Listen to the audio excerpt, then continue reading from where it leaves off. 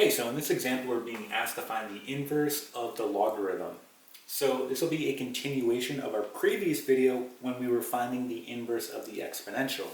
So just remember, the inverse of a logarithm is just going to be an exponential, and the inverse of an exponential is going to be a logarithm, okay? And here are the formulas we're going to use when we go ahead and do this. So this is going to be very similar when we were finding the inverse of an exponential. It's going to be similar steps, except now we're going in reverse. So let's get right into this. Our first step is we want to go ahead and isolate the logarithm. So I'm looking at this part right here. I need to add 2 on both sides. Remember, I just want to isolate the logarithm. So I'm going to add 2 on both sides. So I get y plus 2 equal to log base 2 and then x. So now that you have it in this format, we want to go ahead and put it in its exponential form, which is right here. So if we take a look, we can see that, well, this part right here is my x, so it's going to move over to the left. And then this whole part right here is my y. So rewriting this, we're going to have the following. We're going to have x equals, and then my base is 2, so I write 2 to the y plus 2 power, okay? And again, we want to find the inverse, so all we have to do now is, wherever I see an x, I'm going to replace it with a y, and wherever I see a y, I'm going to replace it with an x. So writing this out, I get y equals, and then I get 2 to the x plus 2, and there it is. Here is the inverse, right? So we just found the inverse of the logarithm. All right, let's try another example. Okay, so here's our next example, and again, our first step, as always, is to isolate the logarithm. So I want to isolate this part here, meaning I have to add 3 on both sides. When I do that, I get the following. I get y plus 3 equal to log base 2 and then x plus 1. So from here, we need to put it in its exponential form.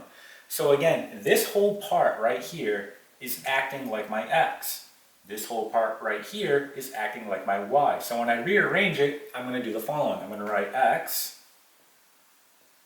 plus 1 equal to my base is 2, and I have to the y plus 3. Now we want to find the inverse, so this is where I switch the variables. Wherever I see an x, I replace it with a y. Wherever I see a y, I replace it with an x. So doing that, I get y plus 1 equal to 2 to the x plus 3. And now we have one more step. We wanted to say y equals, so I have to minus 1 on both sides. And when I do that, I get the following. I get y equals 2 to the x plus 3 and then minus 1. There it is. So this is the inverse of our logarithm.